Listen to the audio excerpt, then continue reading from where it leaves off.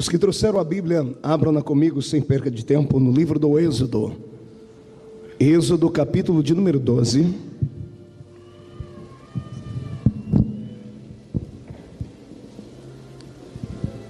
Louvado seja o nome do Senhor Jesus. Êxodo 12. Está escrito assim: E disse o Senhor a Moisés e a Arão na terra do Egito: Este mês vos será o principal dos meses, será o primeiro mês do ano. Falai a toda a congregação de Israel, dizendo: Aos 10 deste mês, cada um tomará para si um cordeiro, segundo a casa dos pais, um cordeiro para cada família. Mas se a família for pequena para um cordeiro, então convidará ele o seu vizinho mais próximo, conforme o número das almas, conforme o que cada um puder comer. Por aí calculareis quantos bastem para o cordeiro. O cordeiro será sem defeito, macho de 1 ano. Podereis tomar um cordeiro ou um cabrito, e o guardareis até o 14º dia deste mês. E todo o ajuntamento da congregação de Israel o imolará no crepúsculo da tarde. Tomarão do sangue e o porão em ambas as ombreiras e na verga da porta, nas casas em que o comerem. Naquela noite comerão a carne assada no fogo, com pães asmos e ervas amargas o comerão. Não comereis dele nada cru, nem cozido em água, porém assado ao fogo. Comereis a cabeça, as pernas e a frissura. Nada deixareis dele até pela manhã. O que porém ficar até pela manhã, queimá-lo-eis no fogo. Desta maneira o comereis: lombos cingidos, sandálias nos pés, cajado na mão. Comê-lo-eis à pressa, porque a Páscoa do Senhor está chegando aí.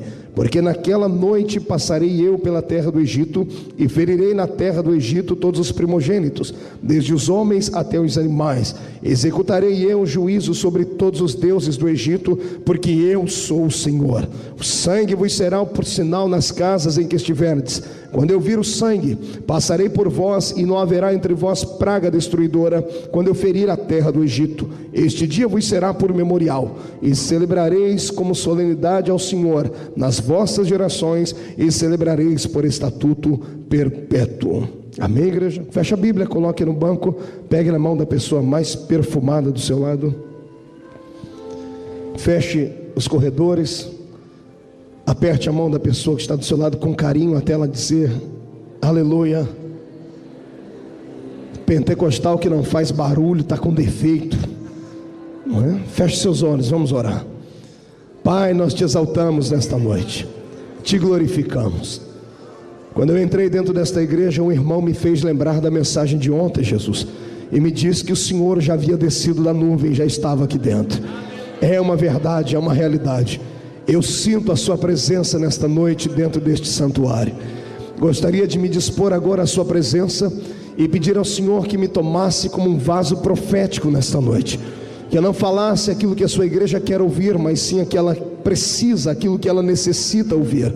E enquanto eu estiver ministrando, o Senhor tem liberdade para curar, para salvar, para batizar com o Espírito Santo, para trazer as suas revelações à existência. E Senhor, não se faça nesta noite de rogado. Derrame sobre nós tudo aquilo que o Senhor tem prometido. É o aniversário desta igreja e hoje é o último dia da festa. No último dia da festa a expectativa é grande. Todos nós queremos sair daqui embriagados com o melhor vinho que o Senhor pode dar. Aqueles que estão com sede, Senhor, deverão ter a sua sede tragada nesta noite pelo poder do seu nome. E antes que eu comece a derramar sobre o teu povo as revelações que tu me destes para hoje, eu lhe faço os 2 pedidos que faço sempre. O primeiro é que ao redor deste templo, num raio de 5 quilômetros quadrados, onde houver uma investida satânica, onde houver um espírito desencarnado preparando-se para roubar a bênção deste povo, eu dou a esses demônios 5 segundos para se mudarem de Londres, para sumirem daqui de Notting Hill, porque se não sumirem, serão queimados pelo poder da glória do Senhor, que vai descer sobre esta igreja daqui a alguns momentos. Senhor, eu ainda lhe faço um segundo pedido, que é um pedido de atrevimento espiritual. Se ainda tenho crédito no céu contigo como pregoeiro da sua palavra, abra a porta do seu palácio sobre esta igreja agora, e manda do céu para a terra uma comitiva angelical. Envia anjos especiais nesta noite.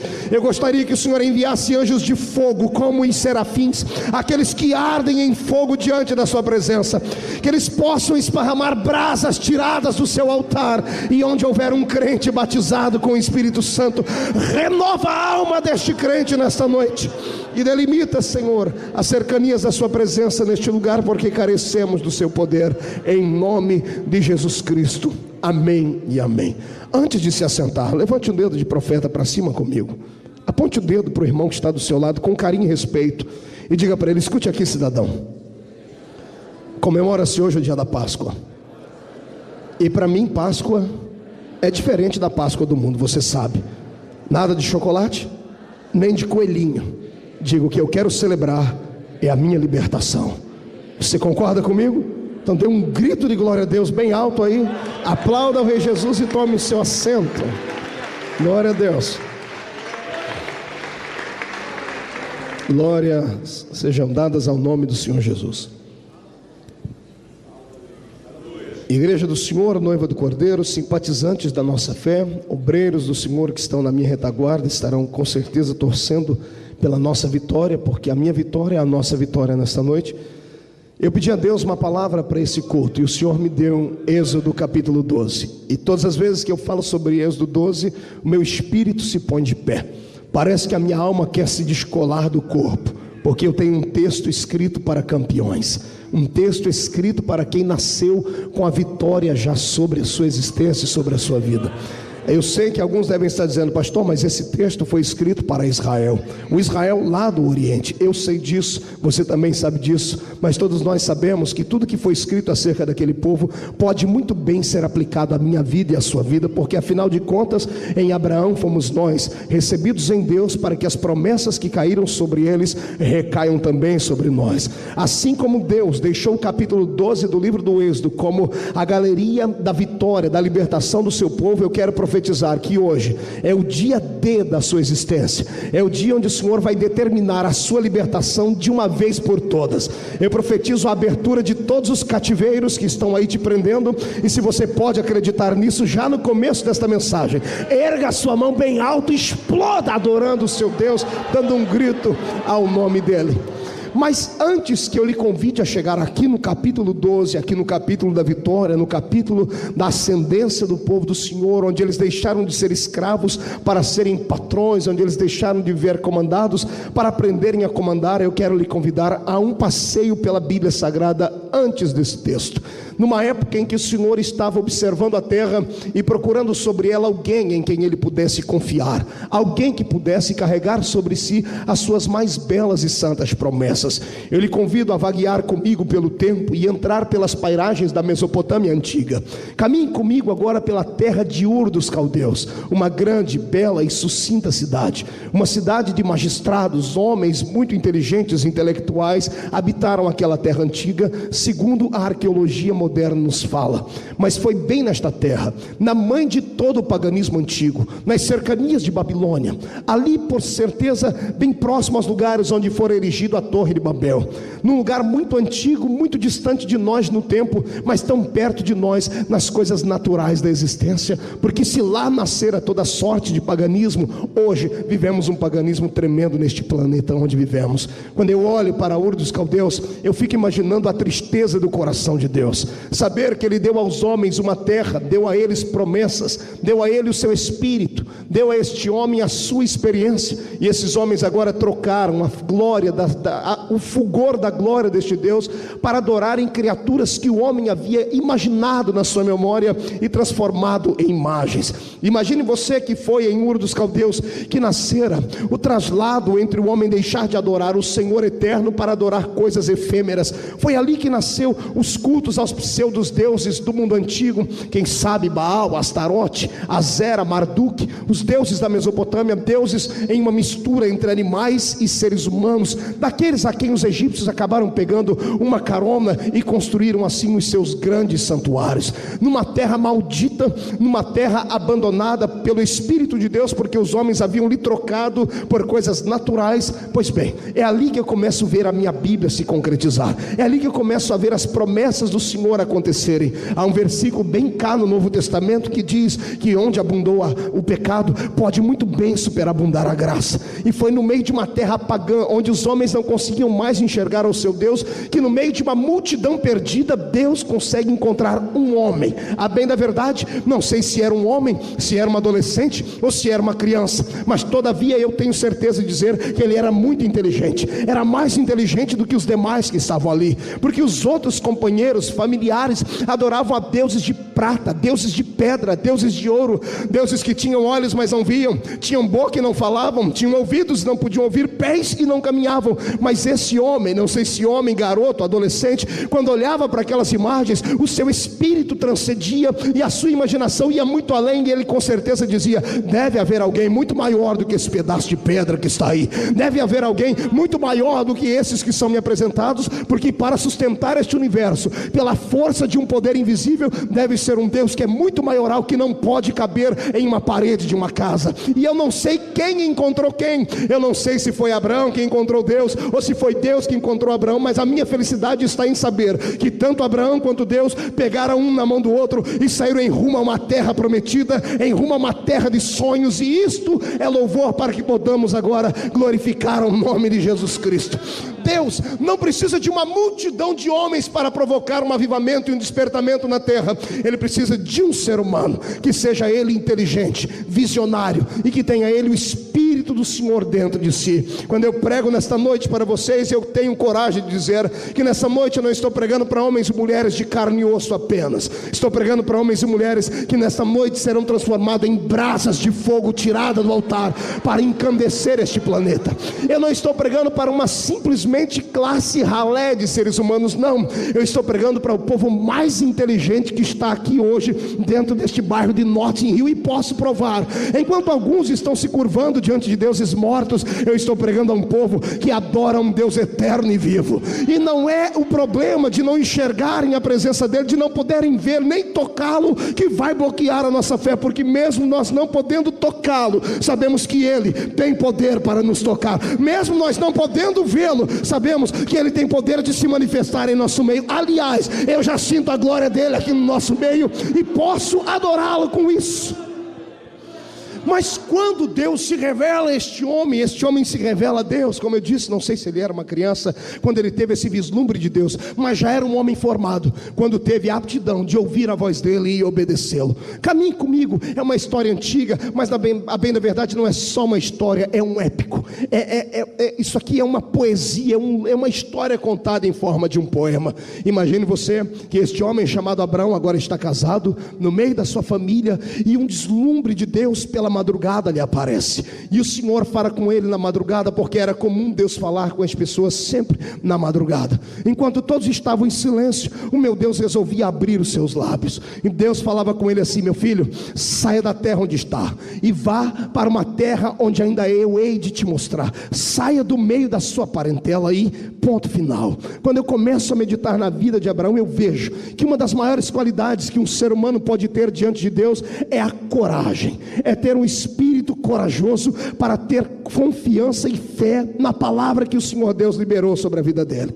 Diferente de outros homens da Bíblia, que quando foram vocacionados, tiveram que sair para matar bois, para queimar traias. Diferente de outros homens da Bíblia, que para servir a Deus antes, porém, deram desculpas, tinham que casar, tinham que vender e fazer coisas mais. Este homem, no meio da madrugada, ao ouvir a voz de Deus, não se fez de rogado, não colocou reticências na palavra do Senhor, não colocou mais, porém, entretanto e talvez. Ele levantou-se no meio da noite, pegou a sua família e saiu. Detalhe, saiu sem saber para onde ia, saiu acreditando que Deus era o seu guia e era a sua luz. Quando eu prego aqui em Londres, esse texto parece que é mais vivo do que quando eu prego no Brasil, porque eu estou diante de homens e mulheres que é exemplo de Abraão, receberam um chamado de Deus para saírem da sua terra, e saíram muitos sem saber para onde ir. Aliás, sabiam que o endereço era Londres, mas não sabiam o que iria acontecer. Saíram acreditando em palavras proféticas, nos sonhos que Deus colocou dentro do seu coração,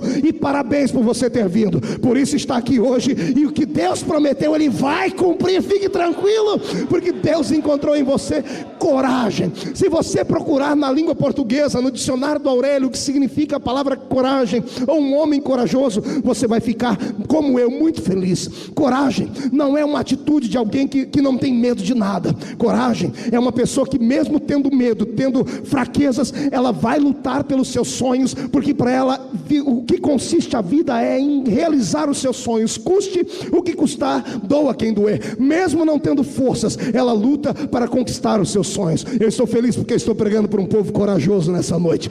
Estou pregando para pessoas que não tinham condições, não tinham pessoas que podiam lhes receber nessa terra, não tinham dinheiro, não tinham ninguém para lhe dar um tapinha nas costas, mas vieram, acreditaram. Por isso estão dentro dessa igreja hoje, porque agora fazem parte de uma nova promessa, a promessa de uma igreja que vai incendiar a Europa toda pelo poder da graça e da glória do Senhor. Quem pode acreditar nisso? Levantar a mão direita para o céu e dar um belo e sonoro grito de glória a Deus. Deixa-me ver, quem faz isso? Mas vem comigo. Abraão sai, e sai em busca dos sonhos de Deus.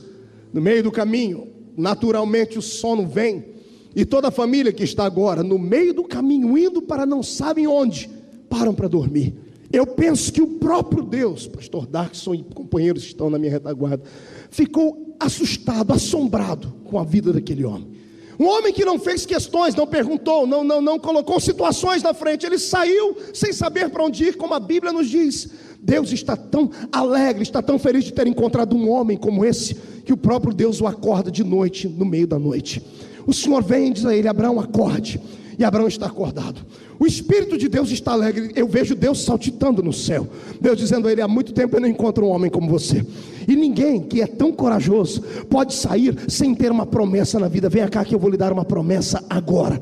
Eu imagino Abraão já com o coração afoito, o coração acelerado, e o Senhor diz para ele: Abraão, vou lhe fazer uma promessa, uma necessidade que tu tens, e eu vou lhe dar isto, e você vai receber isso no seu tempo, em vida ainda. Eu imagino Abraão, como todo ser humano, pensando: o que é que Deus fará comigo? Será que Ele vai me dar um grande nome? Não, Deus não prometeu dar a ele um grande nome, embora tenha dado a ele este nome. Deus também não prometeu dar a ele riquezas, embora tenha enriquecido na terra. Mas a promessa de Deus era muito maior. Era uma falha que havia na genética da esposa dele. O sonho de todo homem era ter continuidade na sua família, sendo pai. E a mulher de Abraão, mesmo sendo linda, mesmo sendo uma beldade, não podia dar a ele um filho. E aí que o Senhor entra dizendo: Abraão, eu vou te dar um filho, e vou fazer de você uma grande nação, e em ti todas as famílias da terra serão benditas, Abraão.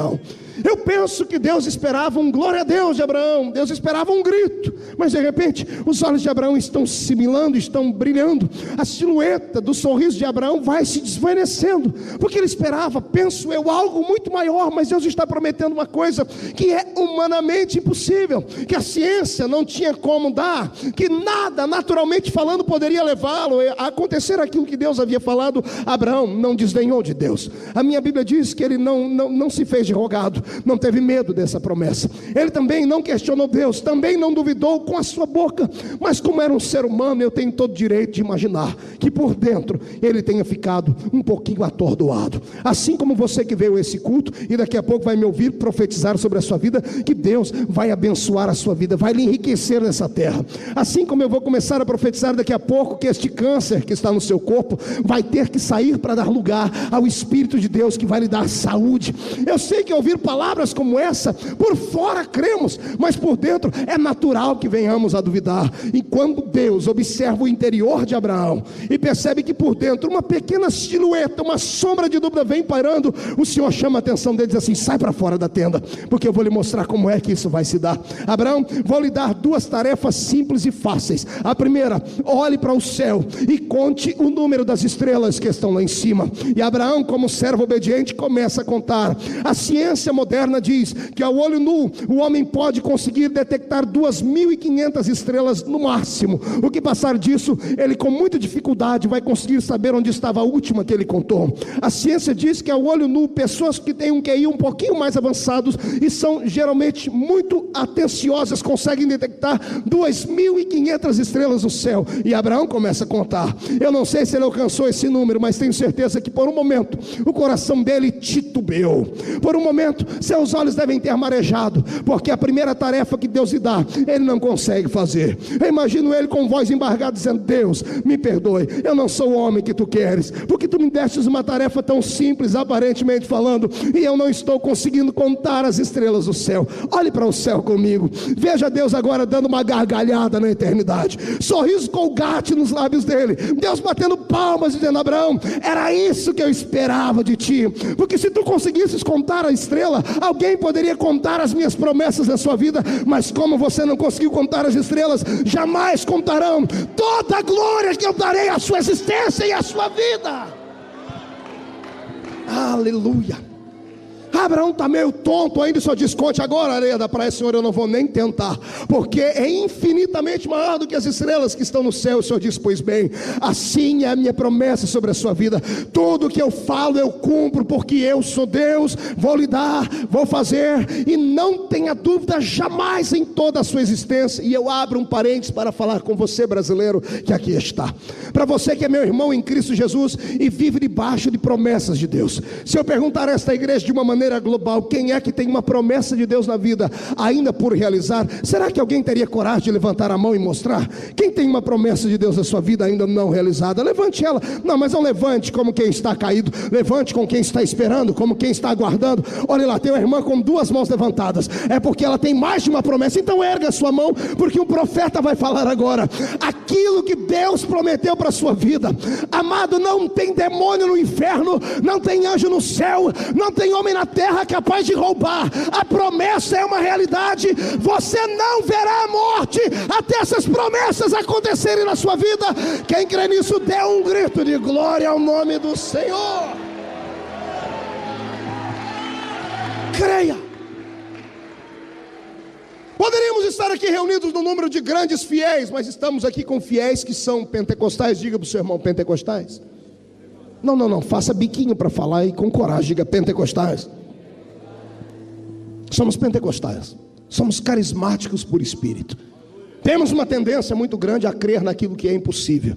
E estamos sempre esperando que o incrível nos envolva e aconteça. E parabéns por isso. Esta fé é genuína, é verdadeira. Herdamos elas dos apóstolos da Bíblia Sagrada. Sendo você um pentecostal, você tem que crer nas promessas que o Senhor te deu, mais do que qualquer outra pessoa. Ainda que Deus diz que vai abrir uma porta e nem parede você consiga ver, eu quero que você creia que nem que Deus tem que mandar uns anjos pedreiros construir uma parede só para colocar uma porta para você passar. Ele vai fazer, porque Deus é grande. Eu sei que existem promessas, ainda mais os profetas do Senhor que se levantam e profetizam tantas coisas boas, e algumas que temos até medo de dizer, falam para a gente, e nós temos dificuldade em acreditar. Isso me faz me reportar agora à época em que morava lá no interior de São Paulo, lá na Vila Tatu, lá naquela cidadezinha pequena, naquela igrejinha pequena onde congregava. Nós tínhamos uma irmã lá, pastor Wesley, chamava Irmã Maria de Paula. Irmã Maria de Paula era muito simplória, uma mulher muito simplesinha, não sabia nada da língua portuguesa, e quando vinha falar com a gente, chegava a doer os ouvidos. E um dia, eu lá numa consagração, ela levantou, olhou para mim, e o Senhor tomou ela em profecia, mas num português tão ralé, que eu vou ter aqui que melhorar para você entender, porque eu tive dificuldade de entender o que ela profetizava para mim. E ela disse assim: meu filho, chegará um tempo na sua vida, em que eu vou lhe usar, e vou lhe dar o dom da palavra, e você irá pregar em muitos lugares ao mesmo tempo.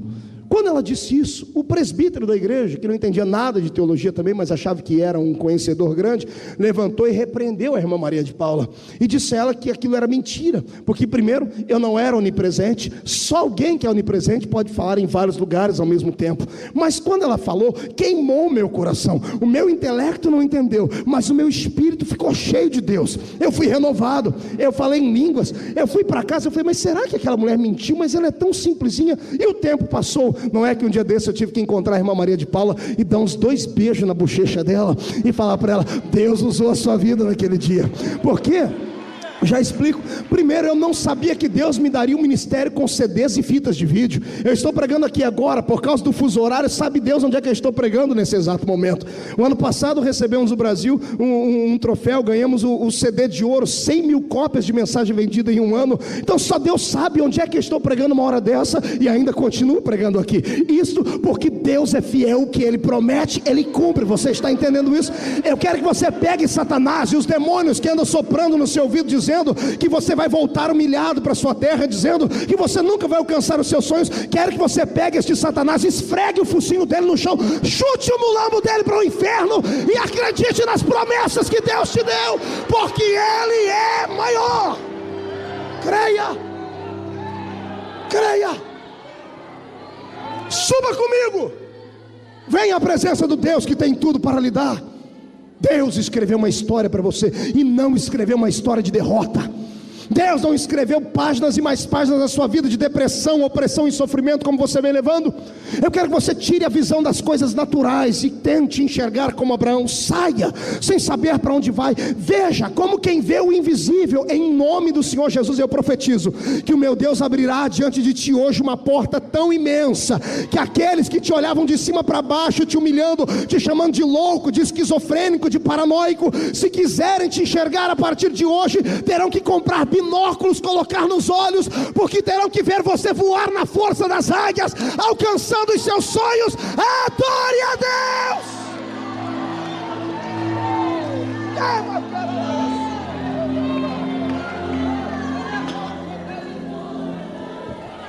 Creia nas promessas. Por gentileza, levante a mão direita para cima. Tem algumas pessoas dormindo aqui. Coloque a mão no ombro do seu irmão com carinho e respeito. Queria que os obreiros fizessem isso aqui também, porque aqui é a vitrine nossa. Quero que você, com carinho, chacoalhe o seu irmão até ele ficar irritado. Acorde ele, não, mas chacoalhe com força. Diga para ele, você tem promessas. Então por que está com esse olho seco igual olho de coruja? Com essa boca travada, essa boca de aço, essa língua de ferro? Comece a adorar ao seu Deus, porque os milagres vão acontecer.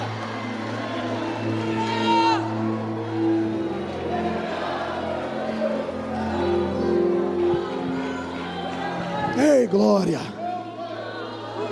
E a promessa está dentro de Abraão. E o camarada acredita tanto nas promessas que numa briga com alguém da família dele, chegou num ponto, numa encruzilhada da vida, que só tinha uma bela campina e uma montanha pedregosa. E ele olhou para o cidadão e disse assim: escolhe para onde você quer ir. E imagina a disputa, o outro dizendo: mas o senhor é mais velho. O senhor, não, para mim, onde eu for, Deus irá comigo. Não sou eu que corro atrás da bênção, é ela que tem que correr atrás de mim, porque eu vivo debaixo de promessas. E o Deus que prometeu vai cumprir. O cidadão foi para a campina verdejante, e esse outro acabou indo para a montanha. E lá na montanha ele acabou sendo abençoado, porque quem está debaixo da mão de Deus, há prosperidade. As coisas boas do Senhor lhe correm, acabam por segui-lo. E eu profetizo em nome de Jesus que começa uma época assim na sua existência aqui em Londres. Mas vem comigo. De Abraão temos o seu filho Isaque nascendo. De Isaque temos o seu filho Jacó. E Jacó teve 12 filhos. Diga para o seu irmão: 12 filhos. Agora eu vou falar uma coisa bela e santa. Dos 12 filhos que ele tinha, um filho lhe era especial. É possível um pai ter filhos especiais? É possível o pai amar diferente um filho ou outro filho? Eu tenho 3 filhas. Eu acho isso impossível. Eu não consegui fazer isso na minha vida, amar um filho mais do que o outro. Eu os amo igualmente. Amo minhas 3 queridas filhas de forma igual. Se tivesse que morrer pelas 3, eu morreria pelas 3, porque o amor que tenho por elas é imutável. Mas algumas delas às vezes acabam me surpreendendo. Surpreendem-me com carinho, surpreendem-me com a dedicação. Karen tem 9, Kathleen tem 3, Camille tem 2. Camille é um docinho. Essa me surpreende sempre. Esses dias eu cheguei em casa cansado, estava bravo, irado com algumas coisas que haviam acontecido. Quando eu abri a porta com as 2 bagagens, ela olhou para mim, veio correndo desse tamanhozinho, toda cambaleando, agarrou a minha perna e deu 2 beijos na minha perna, olhou para mim, ajoelhou no chão, levantou aqueles 2 olhões, parece 2 pérolas, 2 jabuticaba, e fez assim, miau, miau. Cadê o som do teclado que eu não escuto? Eu vou lhe dar um cascudo na cabeça, companheiro. Ela disse, miau. Eu falei, ela me quebrou inteirinha. Ela disse, papai, agora eu sou o seu gatinho. Acabou. Eu amo as 3, mas todas as vezes que eu falo, cadê o meu gatinho? Ela, onde ela está, ela grita, miau. Por quê? Porque essa herdou parte daquilo que eu tenho. Sensibilidade e humor. É muito brincalhona. As outras duas são mais sisudas, mas essa é muito parecida comigo. Jacó tinha 12 filhos, mas ele tinha um que era muito parecido com ele. Ele tinha um que era o retrato do pai. Aliás, havia herdado o dom que o pai havia herdado. Jacó era aquele, lembra? Que quando fugiu de Esaú, deitou no meio do deserto, por falta de travesseiro, colocou uma pedra, e quando estava dormindo, sonhou um sonho de Deus. Ele viu o céu abrindo, uma escadaria descendo do céu. Ele viu anjos que subiam e anjos que desciam diante dele. Ele repassou isso à sua família, falando sobre a linguagem dos sonhos e das promessas. E não é que esse filho herdou o mesmo dom que o pai. Estou falando de José. José herdou o dom que o pai tinha. José herdou o dom de sonhar. E todo pai fica muito feliz quando ele encontra um filho especial. Ele acaba tendo esse filho por xodozinho dele. Eu, quando olho para uma igreja como essa, fico às vezes tentando não adivinhar, porque quem adivinha é quem tem espírito ruim, né? Mas eu fico tentando imaginar qual desses crentes que estão aqui na minha frente e qual desses obreiros que estão aqui atrás de mim, que são os tidos por xodozinhos de Jeová. Quais são aqueles que Deus trabalha mais por eles? Parece que Deus pega na mão deles e faz eles saltar muralhas com tanta propriedade, com tanta alegria. Você já percebeu isso? Tem gente que parece que é mais íntimo de Deus, por isso a gente corre até ele e fala, irmão, ora por mim, porque parece que a sua oração chega primeiro do que a minha lá em cima. Pastor, mas Deus não faz acepção de homens e mulheres. Exato, Deus não faz acepção de homens e mulheres para usar, ele não faz acepção de homens e mulheres para salvar. Para salvar ele salva rico, pobre, gordo, magro, negro, branco, mas para usar na sua casa, ele só usa aqueles que são um pouquinho parecidos com eles, aqueles que têm mais sensibilidade. Está entendendo isso? É por isso que Deus essa noite tem uma palavra especial para quem é xodó dele aqui. Os xodózinhos de Jesus Cristo, por gentileza, dê mais um brado e um grito de glória a Deus aí.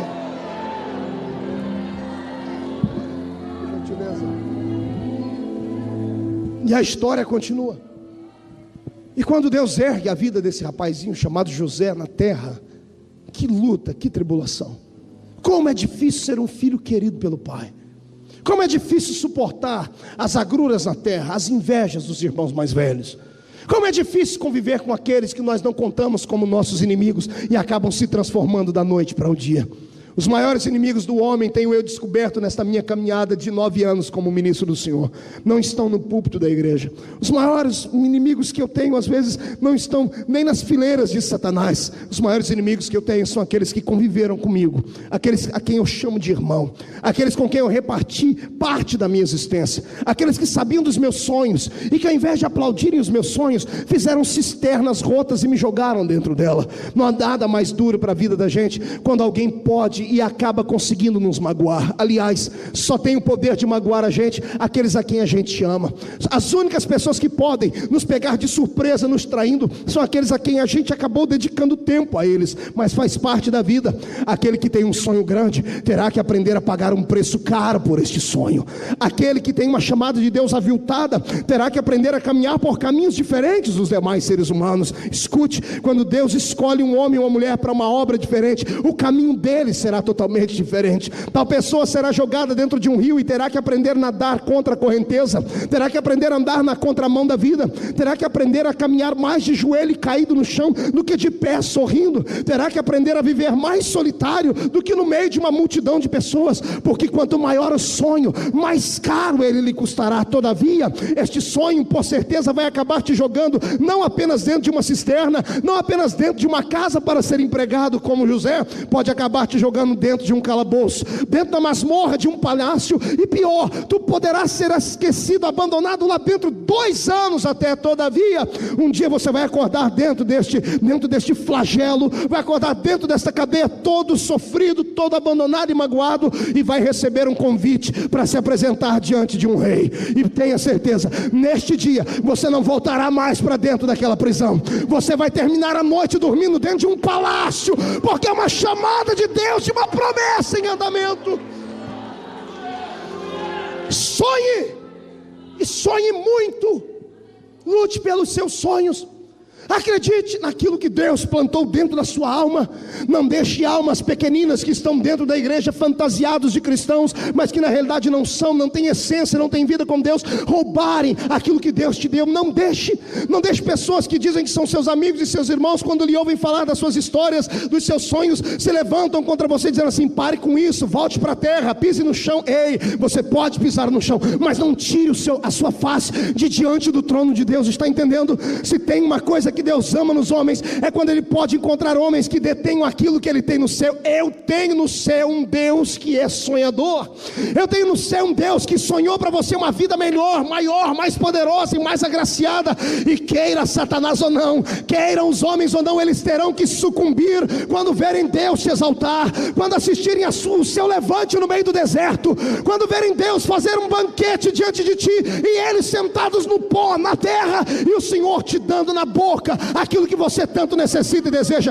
Eu profetizo que este ano é o ano do seu jubileu, é o ano da sua Páscoa. Satanás, que colocou grilhões nas suas mãos, já tem que dar um jeito de quebrar esses grilhões, porque o tempo da liberdade está chegando nessa terra. Quem pode adorar a Deus, faça!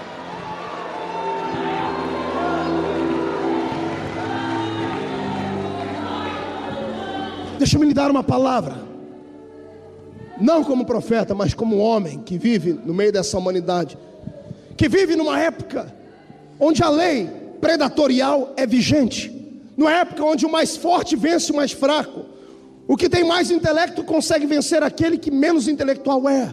Deixa-me dizer uma coisa: se você não acreditar em você, ninguém vai acreditar.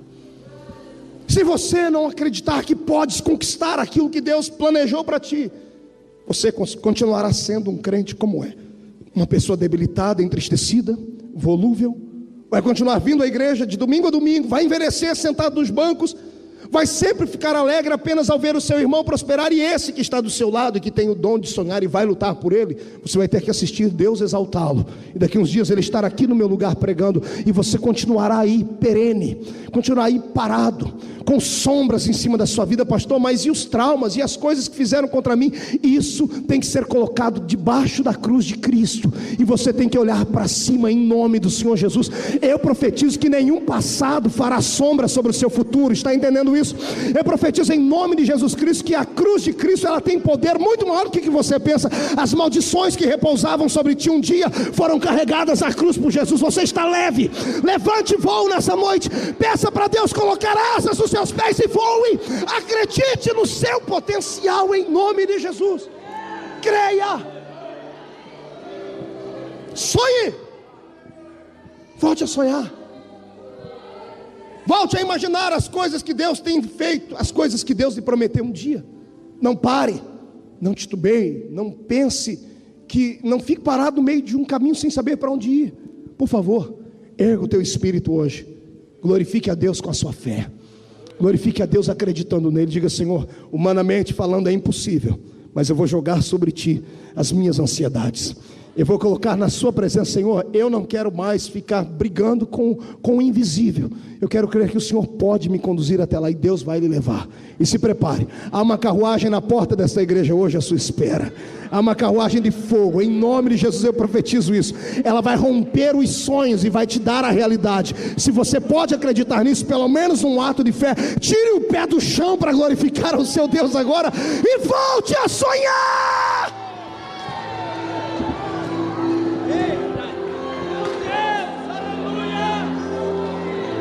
Sonhe.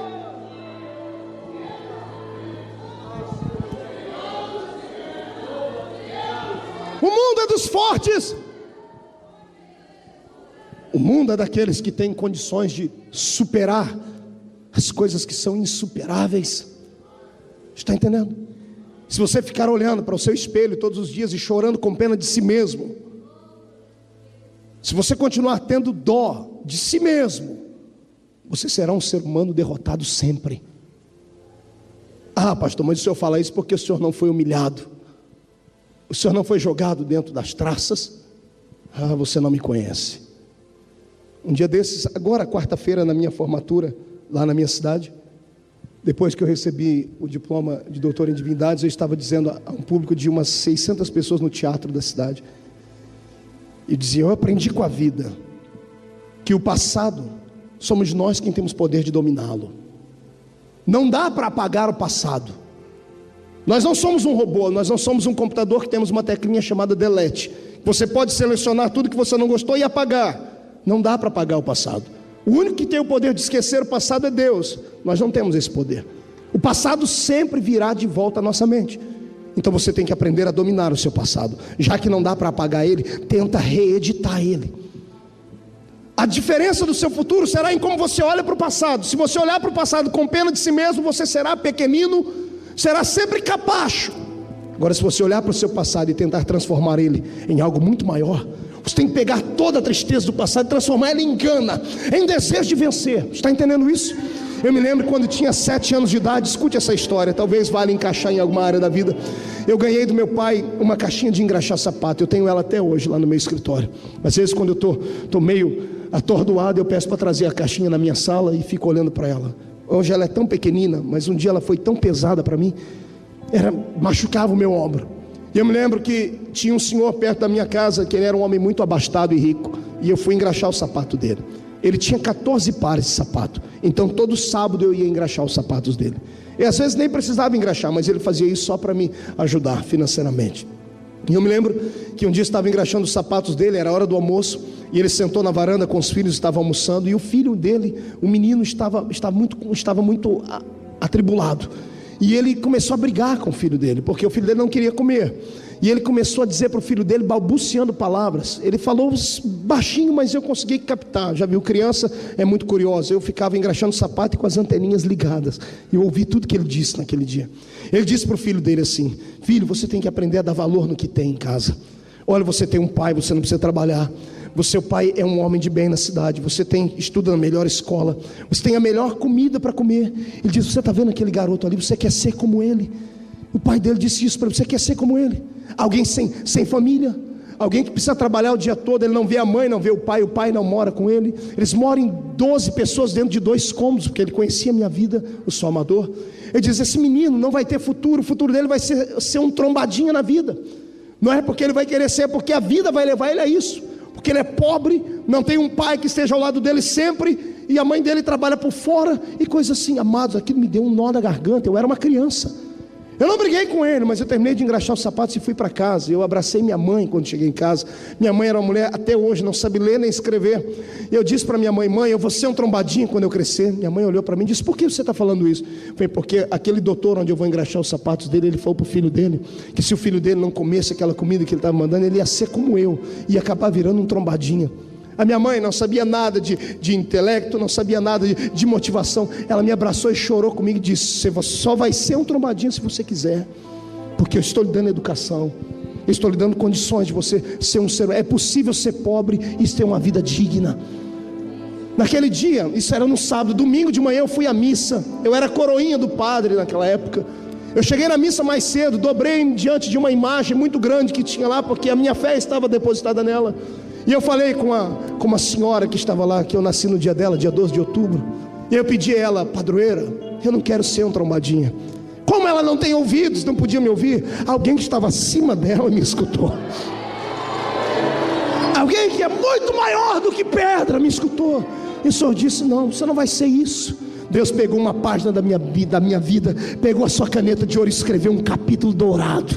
Deus me transformou num homem de verdade. O que eu vou contar agora, segura, porque você vai voar. Tem 3 anos o que aconteceu. Eu estava em Ribeirão Preto, bem vestido como sempre, com a minha pastinha do lado, e chegou um senhor de cabelos grisalhos perto de mim e disse: parece que eu lhe conheço. Eu disse: eu não me recordo do senhor. Você mora aqui em Ribeirão? Eu disse: não, eu moro em Orlândia, uma cidadezinha aqui perto. Eu disse: eu também sou de lá. Eu olhei para ele, o senhor mora lá? Ele disse, quem é o senhor? Ele disse, eu sou o seu amador. Quando ele falou amador, queimou meu coração. Subiu um calor da planta dos pés ao alto da cabeça. Era um homem dos 14 pares de sapato. Eu olhei para ele e disse assim, eu lembro do senhor. O senhor lembra de mim de onde? Eu estou vendo a sua fisionomia, garoto. Parece que eu te conheço. Falei, eu era o garoto que engraxava os seus 14 pares de sapato. Ele olhou assim para mim, arrumou o óculos, olhou do pé a cabeça e falou, mas o que aconteceu com você? Você virou vendedor? Eu disse, sou muito mais que vendedor. Disse, então você é um empresário? Eu disse, sou muito mais que empresário. Disse, então você é político? Eu disse, eu não me rebaixo, doutor. Eu sou embaixador do reino de Deus na terra. Sou um homem de Deus, sou alguém transformado pelo poder de Cristo. Ele olhou para mim, esboçou um sorriso, ele disse assim para mim, como você conseguiu isso? Eu disse, graças ao Senhor. Ele tremeu, eu disse, como que eu te ajudei? Eu disse, quando naquele dia engraxava o sapato do senhor, e o senhor disse para o seu filho que eu ia ser um trombadinha. Ele abaixou o rosto, vencido e humilhado. Ele chorou, tentou se explicar, eu disse, não tem de se explicar. Eu te agradeço pelo que o senhor fez, de coração. Porque naquele dia, o senhor me fez ir falar com a minha mãe, e a minha mãe me fez falar com Deus. E não é que Deus ouviu a minha oração, doutor. Não é que Deus transformou a minha vida. Eu quero que você entenda que você não nasceu para derrota, você não nasceu para ser lixo. Pode até ter sido lixo, mas o meu Deus vai te transformar em luxo. Ele tem coisas maiores para você.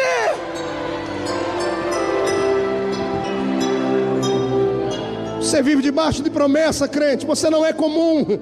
As pessoas quando andam pelas ruas da cidade olham para você, vê carne, vê ossos, vê roupas, mas Deus não, Deus vê uma promessa em andamento. Deus vê alguém que será grande. Imagine você, que quando os homens olharam para alguns homens ao estarem nascendo nessa terra, viram apenas bebezinhos, e Deus, como enxerga o futuro, olhava para eles e via neles capitães, generais, governadores, estadistas, apóstolos. Esta é a visão que Deus teve acerca de você. Você não veio a essa existência para ser capacho, você não veio para ser cauda, você foi colocado para ser cabeça.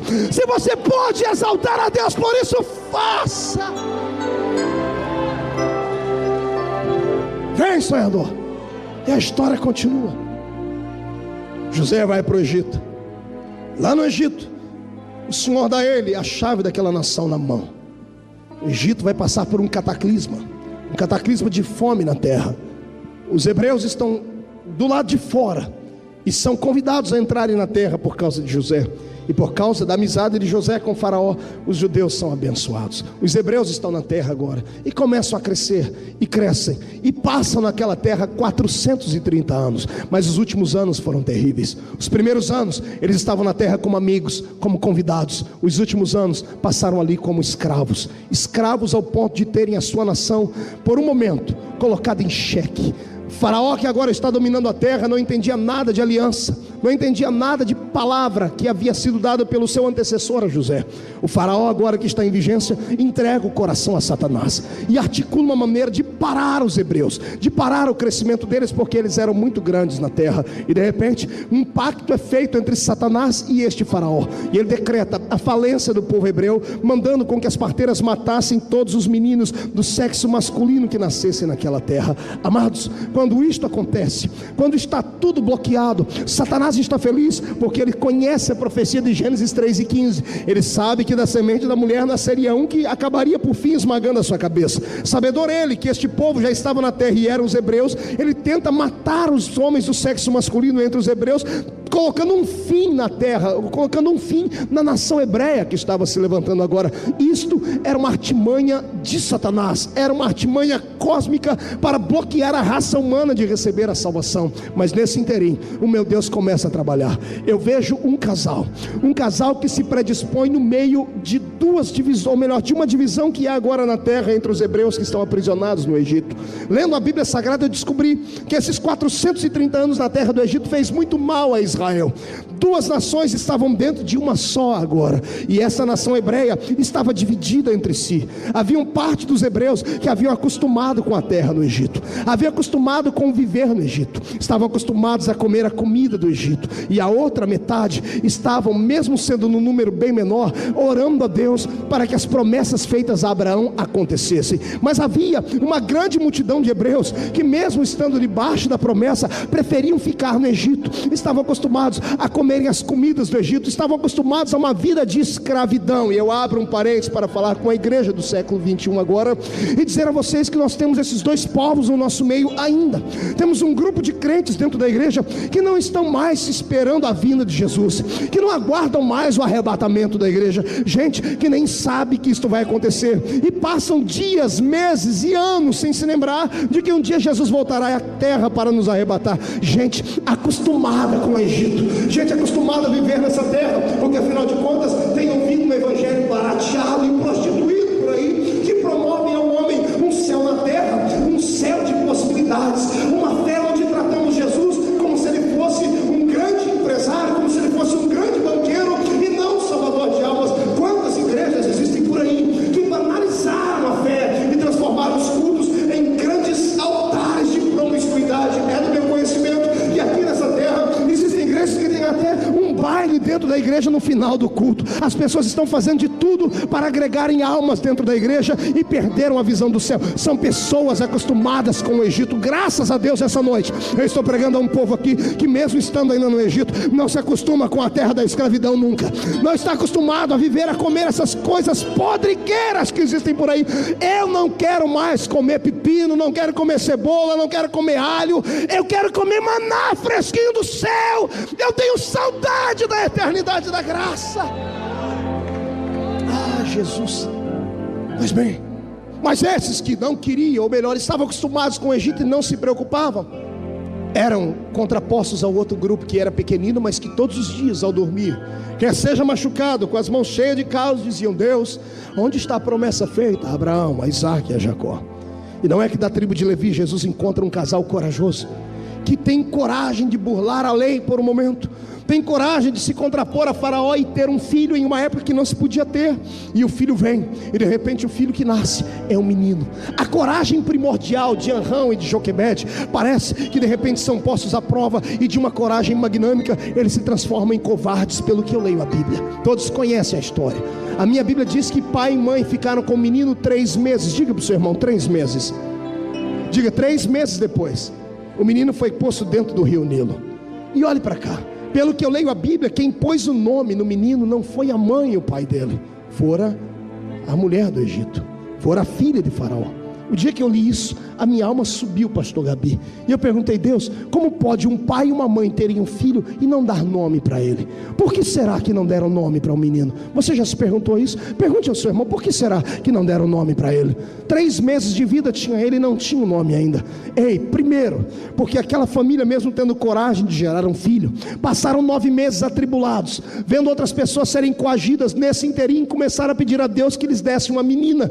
Então todo pai e toda mãe está preparado para colocar o nome num filho quando sonha com ele. Eles sonhavam nesse momento com uma menina, e quando veio o menino, não tinha um nome para dar a ele. Não bastasse isso, eu penso que não deram nome àquele menino, porque mesmo sabendo que ele nasceu, ele não viveria muito tempo. O tempo na terra seria pouco para ele, porque ninguém acreditava que ele iria sobreviver. Vamos dar um tapa na nossa alma e acordar o nosso espírito agora. O que tem de gente aqui dentro que quando nasceu, ninguém acreditou em você. O que tem de gente que aqui que quando nasceu de novo em Cristo, nem os pastores acreditaram em você. Te negaram o nome de pastor, te negaram o nome de evangelista, não foi? Te negaram o nome de cantor, não acreditaram que você seria um grande homem, uma grande mulher de Deus. Acabaram te jogando dentro de um rio. Fique tranquilo, se esses que te geraram não te aceitar, alguém lá na frente vai cuidar de você, dentro de um palácio ainda, só para você ter uma vida um pouquinho melhor que a deles. Aleluia. Se ninguém acredita em você, eu volto a repetir, não querendo ser redundante, mas já sendo, há um Deus do céu que acredita em você. Está entendendo isso?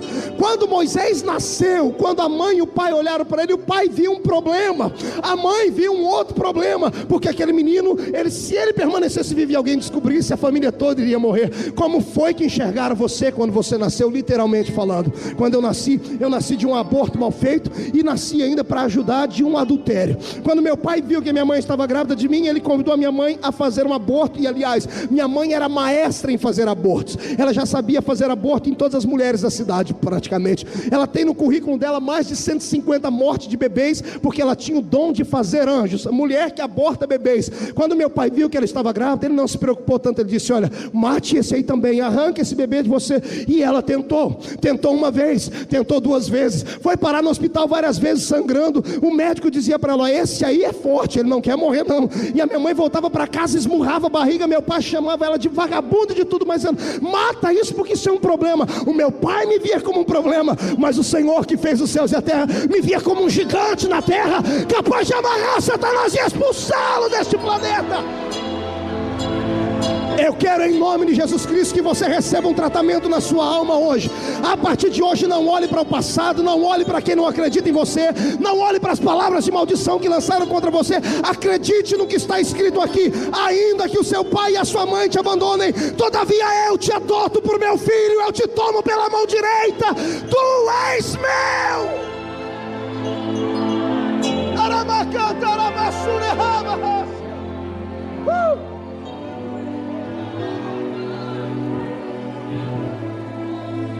Vamos falar um pouquinho ainda sobre essa gravidez. Joquebede e Anrão não estavam grávidos de um homem apenas, estavam grávidos de um avivamento. Estavam grávidos de um líder que traria o maior avivamento que Israel conhecera. E cá para nós, olha o que o Espírito está fazendo vir na minha mente. Toda gravidez, ela é complicada. Toda gravidez acaba roubando a beleza. Toda gravidez deforma. E não bastasse deformar, toda gravidez ainda acaba provocando ânsias. Não é assim? Pois bem, todas as vezes que Deus está para fazer gerar um avivamento na igreja, todos aqueles que querem esse avivamento, estão grávidos dele, acabam ficando deformados, acabam perdendo o brilho que os outros queriam que ele tivesse, acabam perdendo os amigos, porque afinal de contas a pessoa está diferente. E não bastasse isso, tal pessoa ainda vai começar a sentir ânsia porque não vai querer comer mais as coisas horríveis que tem comido. Pessoas vão querer comer coisas maiores, estar perto de Deus, vão ter desejos que os demais homens naturais não têm. Eu profetizo em nome de Jesus agora, e por favor não me leve a mal, que esta igreja em Londres, a Assembleia de Deus em Londres, está grávida de um avivamento, pastor Wesley. Eu profetizo que cada homem, cada mulher aqui dentro agora, estão grávidos de um maior avivamento que esta terra poderá ver, poderá já ter visto. Eu profetizo que esta igreja vai ficar deformada, muitos não vão querer se aproximar dela. Todavia, não olhe para a aparência, porque o que está sendo gerado nela é maior, é mais belo, é poderoso, vai mudar uma geração toda.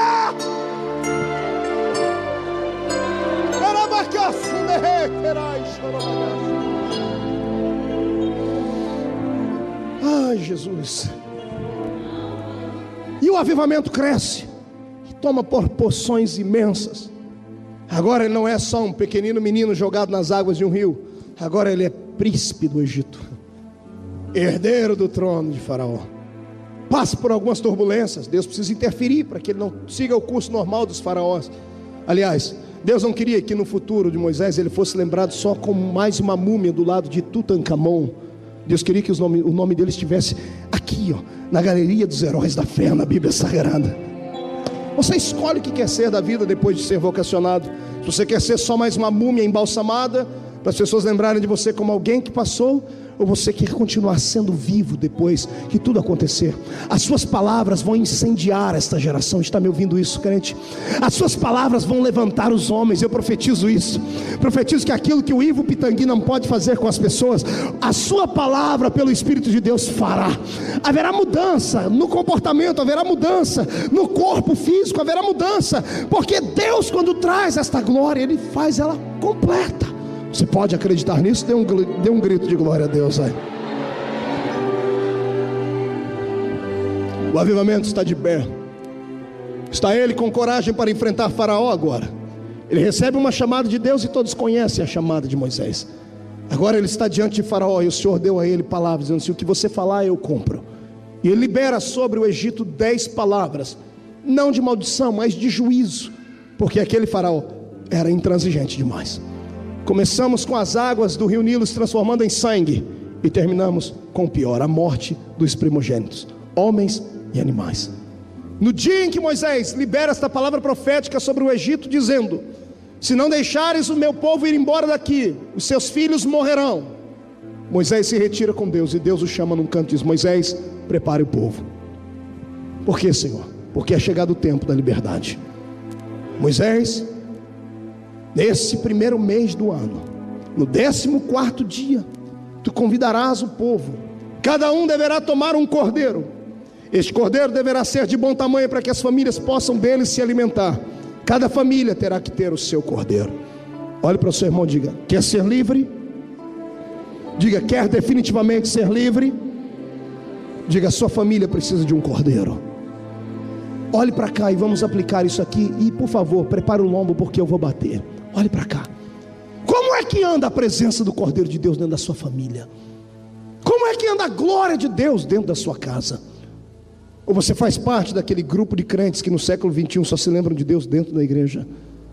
Qual é o lugar que Cristo tem ocupado dentro da sua família? O que é que Ele representa para a senhora, para a senhorita, para o senhor, para o jovem que aqui está? Está na hora da igreja voltar a começar os seus cultos dentro de casa. Está na hora dos crentes não virem para a igreja apenas esperando alguma coisa acontecer aqui dentro. Está na hora de nós termos as experiências com Deus dentro do nosso lar. A igreja é uma extensão do seu lar. Está entendendo isso? Sabe por que às vezes o céu fica de bronze dentro da igreja? Não é porque o pregador é ruim ou porque a música não subiu. É porque chegamos carregados dentro da igreja. Chegamos vazios de Deus. Brigas, porfias, intrigas. Colocamos os nossos olhos naquilo que não prestam. Passamos dias como verdadeiros mundanos dentro de casa. E só nos santificamos quando passamos por aquela porta e entramos aqui dentro. E aí Deus tem dificuldade de abrir o céu. E quando o céu está aberto, já deu 9 horas, temos que ir embora. Está na hora de nós consertarmos o altar da nossa casa. Quem concorda comigo aqui? Começa a glorificar a Deus. Então vai lá, senhorita, senhora que está aqui dentro me ouvindo, que tal a senhora hoje ainda, antes de dormir, abrir o seu guarda-roupa e voltar a olhar a sua roupa e pedir a Deus que lhe dê roupas santas, roupas de mulher que pode ter compromisso com Deus? Que tal o senhor garoto, ao invés de ficar cuidando do seu corpo nas academias de Londres, ficando aí parecido com o Brad Pitt, com esse cabelo parecendo que a vaca deu uma lambida por cima, todo parecido com o Mauricinho de Jesus, começar a cuidar da sua alma dentro de casa, como cuida do seu corpo físico? Que tal o senhor homem que está aí bonito, com esse terno novo, com esse sapato brilhante, voltar a tratar a sua família como trata a igreja aqui dentro? Porque aqui dentro tu és uma bênção, em casa é uma maldição. Está na hora de voltarmos a ter compromisso com o Cordeiro do Senhor dentro de casa.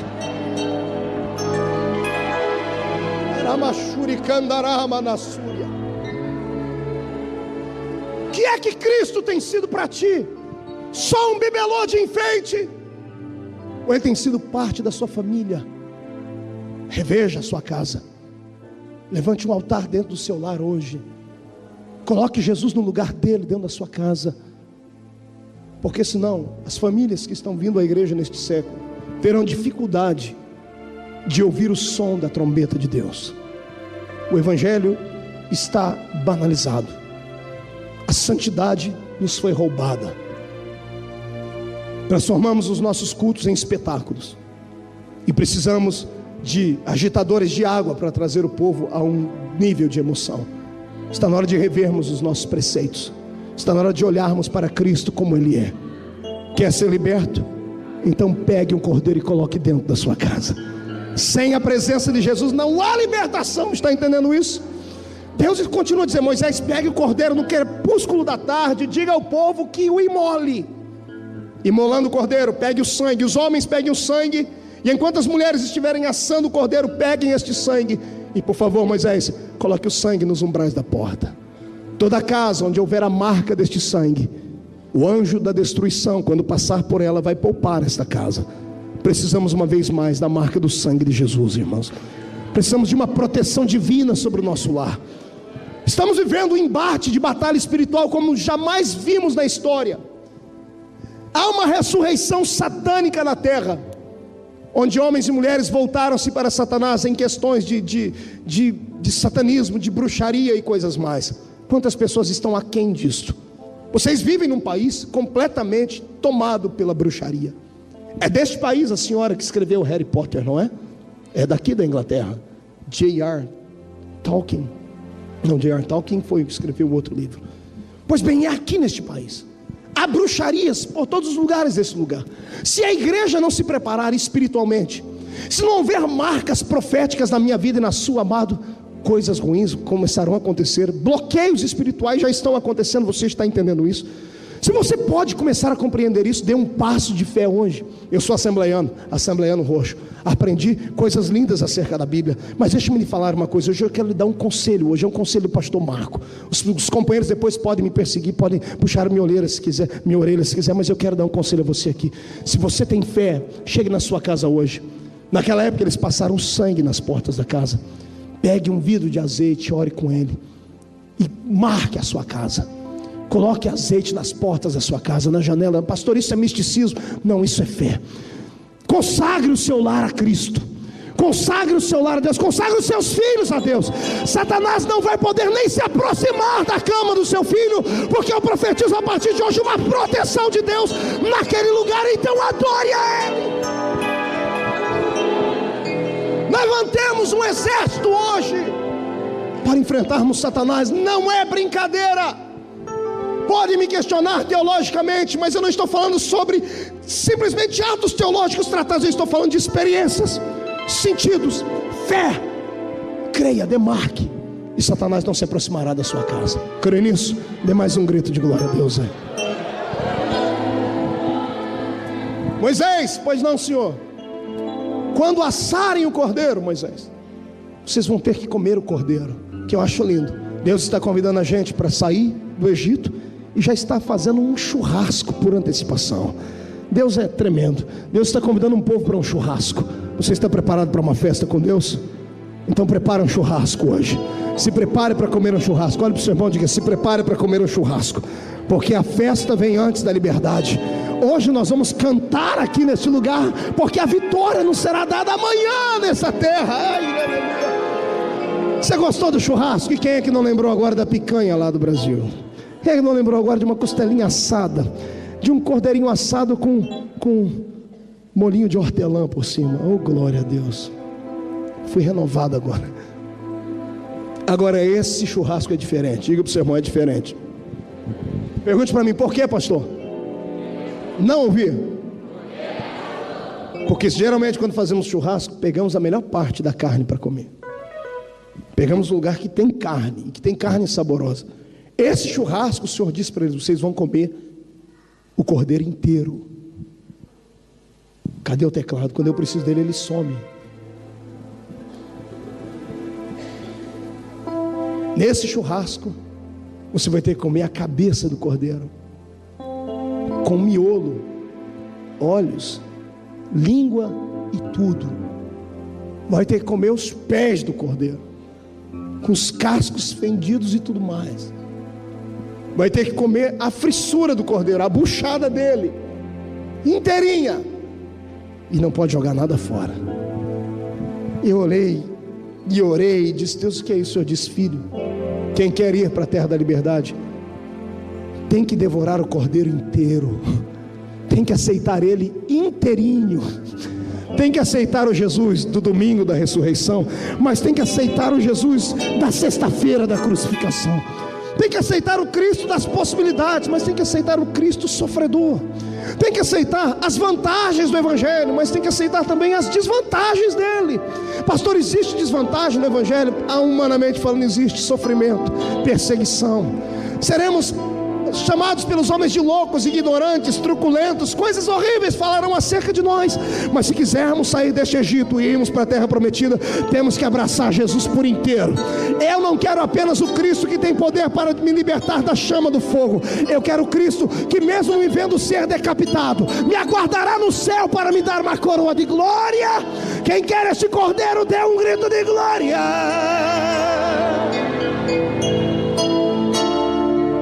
Esta é a Páscoa do Senhor. Moisés, o que é, Senhor? Vocês vão comer este cordeiro, mas vão comer diferente. Que jeito, Senhor? Vão ter que comer em pé, vão ter que comer cingidos, vão ter que comer bem vestidos, preparados para sair, porque é o tempo de acabar de comer e sair do Egito, porque eu vou abrir a porta. Eu vou abrir os grilhões que prendem Israel.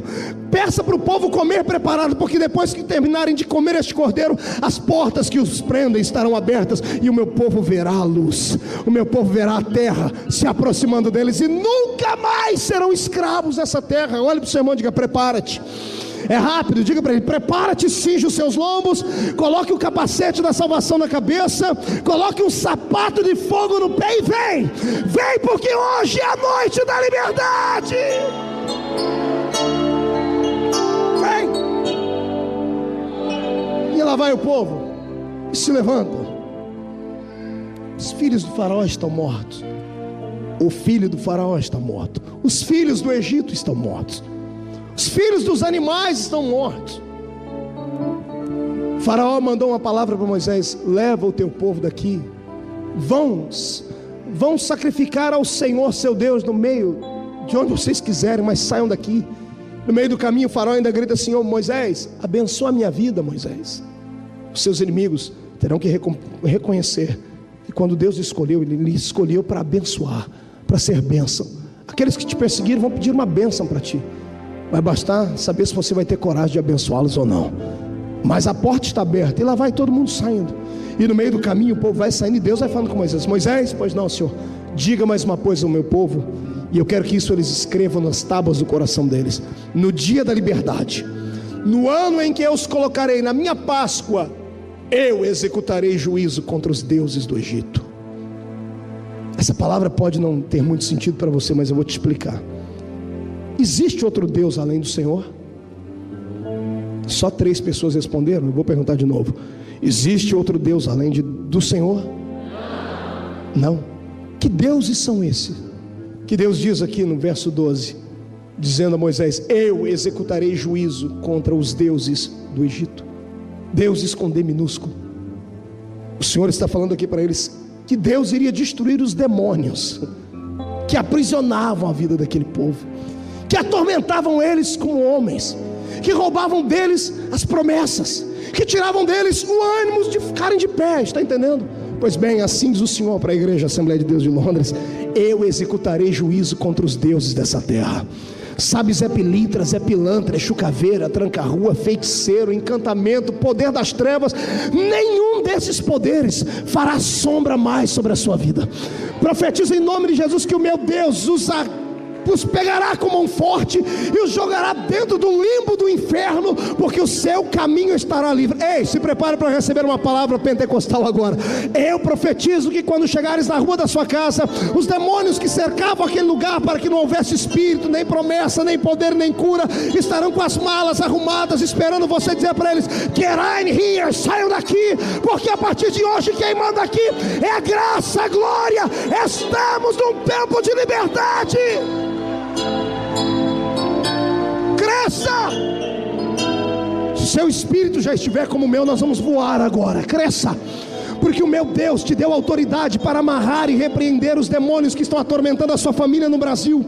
Nesta noite iremos orar pela liberdade da nossa terra, iremos orar pela liberdade da nossa família. Não me interessa onde os seus irmãos estão, se estão lá no sertão do meio do nada, se estão no sul, no norte, no centro-oeste do país, onde eles estiverem, pelo poder da fé que sairá da sua voz daqui a pouco, serão libertos, cadeias serão quebradas, doentes voltarão a ficar com saúde. Eu profetizo que até mortos ressuscitarão. Quem acredita que este é o ano da liberdade, fique de pé para adorar.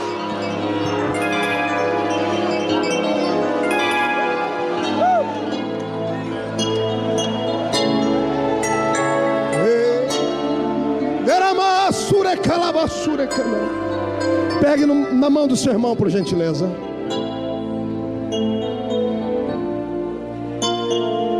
Aleluia. Essa é a nossa Páscoa, visitante. Esta é a Páscoa deste povo. Quando nos lembramos da nossa libertação e quando acreditamos que essa libertação ainda pode acontecer agora. O povo está indo para o meio do mar. Deus está conduzindo o povo por ali. Haviam outros caminhos, mas Deus está levando o povo para o meio do mar. E Moisés está questionando: por que por aqui, Senhor? O Senhor diz: porque não adianta libertar você dos seus inimigos, eu tenho que destruí-los. tenho que destruí-los para eles nunca mais perseguirem vocês. Havia uma questão pessoal de Deus com aquele faraó. Era uma coisa pessoal. Quando a Bíblia diz que Deus endureceu o coração daquele faraó, há uma explicação por isso. O pecado dele foi gravíssimo. Quando ele tentou matar os filhos dos hebreus, ele estava pactuado com Satanás para bloquear a salvação para a humanidade. Havia uma questão pessoal. Deus queria destruir aquele homem porque ele se entregou aos espíritos de encantamento. Deus agora está dizendo: eu vou destruir esse povo, mas eu tenho que levar vocês ali. Eles vão achar que ali vão poder pegar vocês, Moisés. Vão pensar que vão poder fazer uma emboscada contra vocês, mas eu estou na frente, fique tranquilo. Moisés chega na frente do mar, fere as águas se partem, e o povo atravessa o mar. Respire um pouquinho agora, porque o que eu vou falar é muito lindo. O povo atravessa o mar. Deus abriu o mar para quem passar? Diga: Israel. O mar era para quem passar? Quem tentou passar no lugar de Israel morreu. Quando Deus abre uma porta para esta igreja passar, essa porta está aberta e limitada só para a gente desta igreja passar. Quem tentar passar por aquela porta que Deus abriu por ti, para ti, verá a morte, será punido. Por isso ninguém tenha inveja de ninguém aqui. A porta que Deus abriu para mim, só eu passo por ela. A que Ele abriu para você, só você passa por ela. Se tentar entrar atrás de mim, vai ver a mão de Deus. Está ouvindo? Então você tem uma porta aberta. Dê um grito de glória ao nome do Senhor aí. Segundo, esta é a parte mais linda que eu li na Bíblia. Tinham 2.710.000 pessoas atravessando o mar naquele dia. Tinha gente forte que atravessou primeiro e gente fraca que ia logo chegar por último. O Deus que abriu a porta para o forte passar, não fechou a porta até que o mais fraquinho chegasse do outro lado. Mas veio uma revelação para o meu espírito muito linda, que eu vou lhe contar agora. A alegria de um artilheiro não é só fazer o gol. Fazer o gol é um detalhe. A alegria está ali correr para a torcida e ver a torcida vibrar e gritar com ele. A alegria não é só atravessar o mar. A alegria é cantar a música do outro lado. Agora olha que coisa linda. Esse que está do seu lado é muito mais forte do que você, como os pastores que estão aqui são muito mais fortes do que eu. Alguns já chegaram do outro lado do mar, e eu estou aqui no meio do caminho junto com você. Detalhe: todos que chegaram primeiro vão ter que esperar a gente chegar para cantar um hino junto com a gente. Só canta o hino quem chega do outro lado, está entendendo? Olha para o seu irmão e diga assim: parabéns por você ter chegado lá. Olha para o outro e diga assim: parabéns por você ter chegado lá. Agora diga: cantar a música. Diga, grite: cantar a música é só quando eu chegar do outro lado. Então adore ao seu Deus.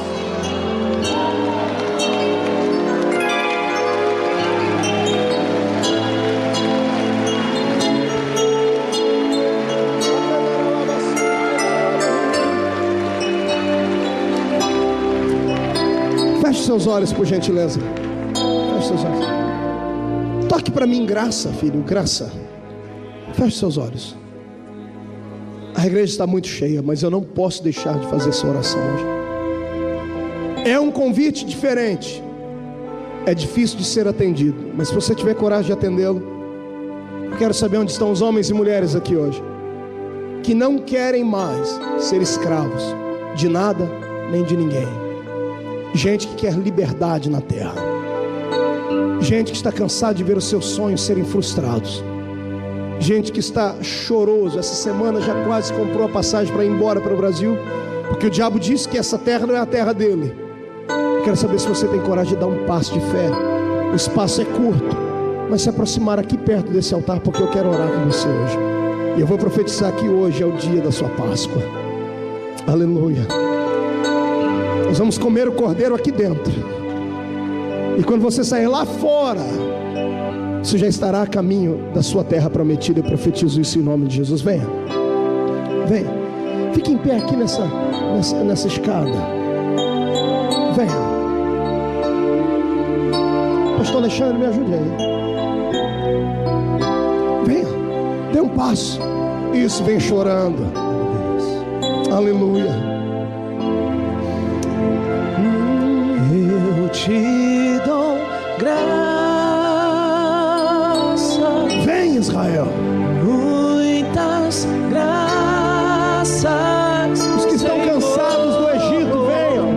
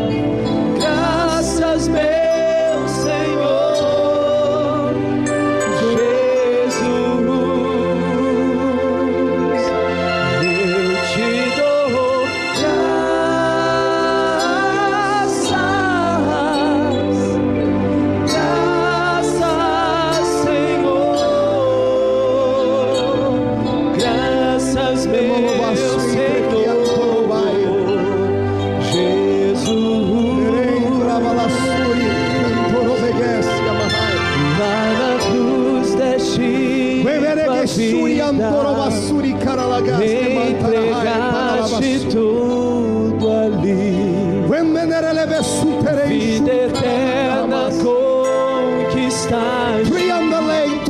ao morrer.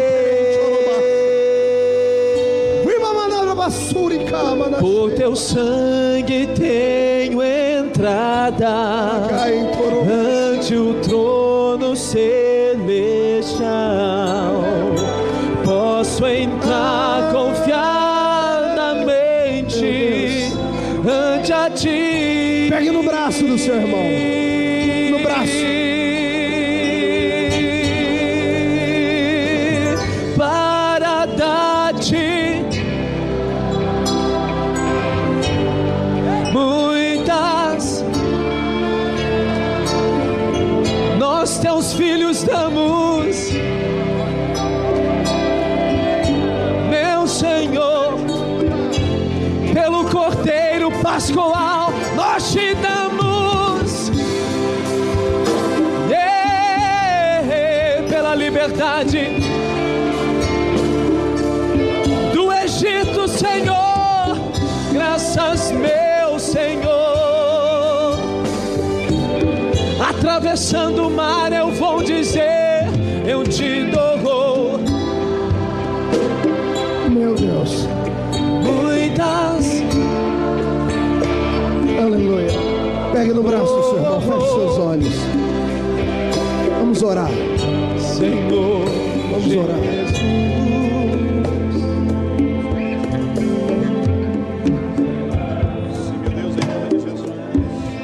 Senhor Deus, há muito tempo eu não faço a oração que vou fazer hoje.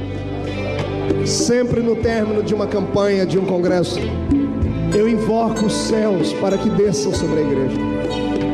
Mas hoje, Senhor, eu quero que desça o bálsamo de Gileade. Eu quero que desça um bálsamo sobre os pés dos seus filhos, pés que estão calejados, cheios de bolhas, pés machucados e não estão tendo forças para caminhar mais. Eu quero bálsamos sobre os ombros da sua igreja, que já não suporta mais o calor do Egito, do sol causticante, que os faz, Senhor, cozerem tijolos para ajudarem no reino de Faraó. Senhor, eu quero bálsamo sobre o coração dos aflitos. Senhor, eu quero um lenço da eternidade, enxugando os olhos que estão marejados de lágrimas, desses pequeninos seres humanos que deixaram a sua pátria e vieram para esta pátria em busca de um sonho, em busca de uma vida melhor, em busca de realizar-se. Senhor, alguns só não voltaram para casa ainda porque não têm coragem, outros porque não têm condições, estão humilhados, estão vencidos, estão precisando de uma unção nova nessa noite. E olha a mensagem que o Senhor deu a esta igreja. Hoje é a nossa Páscoa.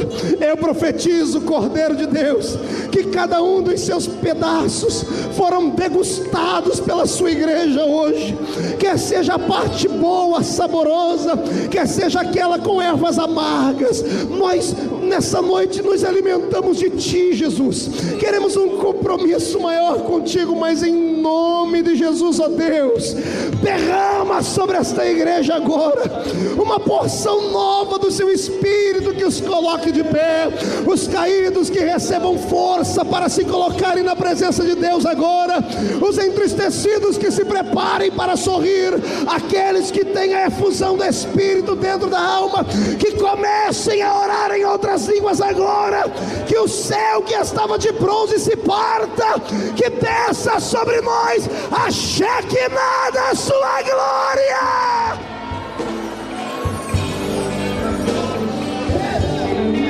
Meu Deus, ajuda esse companheiro que está aqui na tribuna, que não consegue ver os seus sonhos concretizados e realizados. Ajude, Senhor, aos muitos engraxates que estão na minha frente, que ouviram palavras de maldição como aquela que eu ouvi, que ainda o seu espírito não foi treinado, estão sofrendo com embargos de Satanás. Toda a maldição herdada e adquirida, toda a hoste de Satanás que recebeu alimento em sacrifício dentro de encruzilhadas para bloquear a alma desses que estão aqui dentro, eu dou a vocês, demônios, 5 segundos para sumirem daqui, porque a partir de agora um incêndio da glória de Deus descerá sobre esta igreja. Todo crente receba agora graça, poder, glória, unção de Deus agora. Aleluia. Aleluia. Em Maranda Chuverras.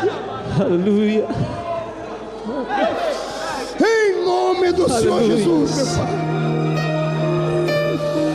Levante as tuas mãos para o céu agora, em nome de Jesus. Bem alto, chacoalhe as suas mãos. Fique cara a cara com o irmão que está do seu lado. Quero trazer. Cuidado com os saltos aí, hein? Para não machucarem ninguém. Levante as duas mãos para o alto. Olhe para o seu irmão e diga: eu cansei de pepino e de cebola. Diga: eu quero maná. Diga: eu quero o mar vermelho aberto. Eu quero a minha terra prometida. Fala para o seu irmão: me ajuda. Um abraço o seu irmão agora e profetiza sobre ele. Aleluia. Oh, não vou deixar que contaminem minha mente. Abrace. Não vou dar brechas, pois é isto que o diabo quer. Mas vão ocupar a mente com as coisas lá de cima.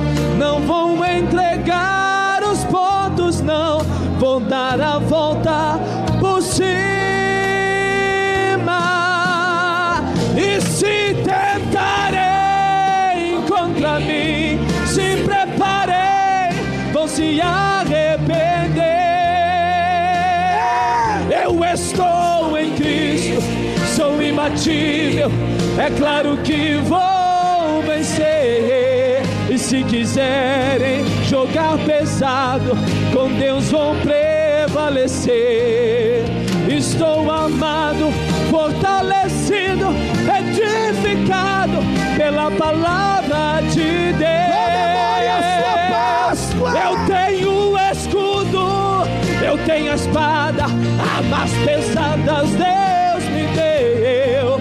Estou orando e vigiando e descansando em Deus. Meu Deus, não vou deixar. Onde estão os vitoriosos aí? Que contaminem Capítulo 12 do Êxodo foi escrito para você. Não vou dar brecha. Foi escrito para você. Pois é isto que Deus está te levando para a terra prometida. Eu vou ocupar a mente com as coisas lá de cima. Nunca vou entregar os pontos. Vou dar a volta com meu Deus. Por cima eu vou. E se tentarem contra mim, se prepare, inferno, vai se arrepender. Eu declaro que estou em Cristo, sou imbatível. É claro que eu vou vencer. E se quiserem jogar pesado, com Deus vou prevalecer. Estou armado, fortalecido, edificado pela palavra de Deus. Adore ao Senhor, adore. Eu tenho um escudo e tenho a espada, armas pesadas Deus me deu. Estou orando e vigiando e descansando em Deus.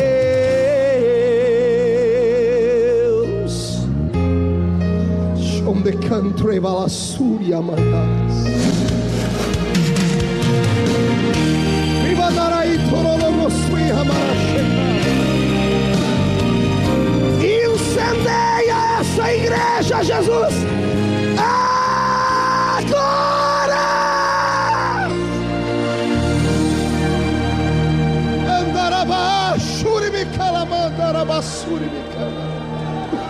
Meu Deus, levante a mão direita para cima. Cadê o teclado? Cadê o tecladista? Mão direita para cima, bem alto, bem alto, bem alto. Feche seus olhos. Em nome de Jesus Cristo, eu profetizo na noite deste dia, na Páscoa de 2005, a chave da liberdade do cativeiro sendo colocada na palma da mão deste irmão e desta irmã que está com a sua mão levantada. A chave que abrirá a porta da bênção espiritual, a chave que abrirá a porta de uma vida próspera, a chave que abrirá a porta de uma vida sentimental aguçada pelo Senhor. Profetizo em nome de Jesus Cristo que esses que vão atravessar essa porta hoje nunca mais voltarão a ser escravos. Não sentirão mais saudades do Egito e levarão uma vida com Deus abençoadas e abastadas. Se podes crer, fecha a tua mão, deposite no coração e dê um grito de glória a Deus. Mão direita para cima de novo, encerrando. Diga em nome de Jesus: os deuses do Egito, de Londres, do Brasil, eu ordeno que a partir de hoje desapareçam da minha frente, porque Deus me deu autoridade sobre vocês. Diga: venham para a palma da minha mão agora. Feche a sua mão, levante a sua mão. Vou contar até 3, vai jogar no chão e vai pisar em cima. 1. Deus já preparou um banquete no deserto para ti. 1,5. A sua casa será visitada onde quer que ela esteja. 2. O ano da liberdade chegou nessa terra. 2,5. Satanás é um derrotado. E 3. Jogue no chão, pise em cima e glorifique a Deus. De avivamento é agora, pode soprar.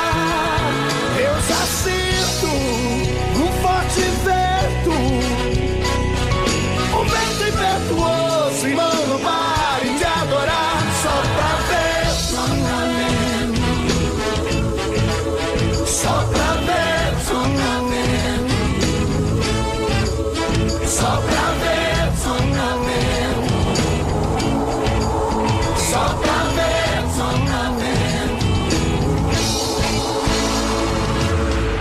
Anjos de Deus cercando esse lugar, então glorifica, deixa o meu Deus te tocar. Sopra vento, enche a casa, sopra vento. Olha o vento do Espírito aqui está. Eu não sei se eu bater das asas, mas eu sinto ele soprar. Sopra vento, enche a igreja,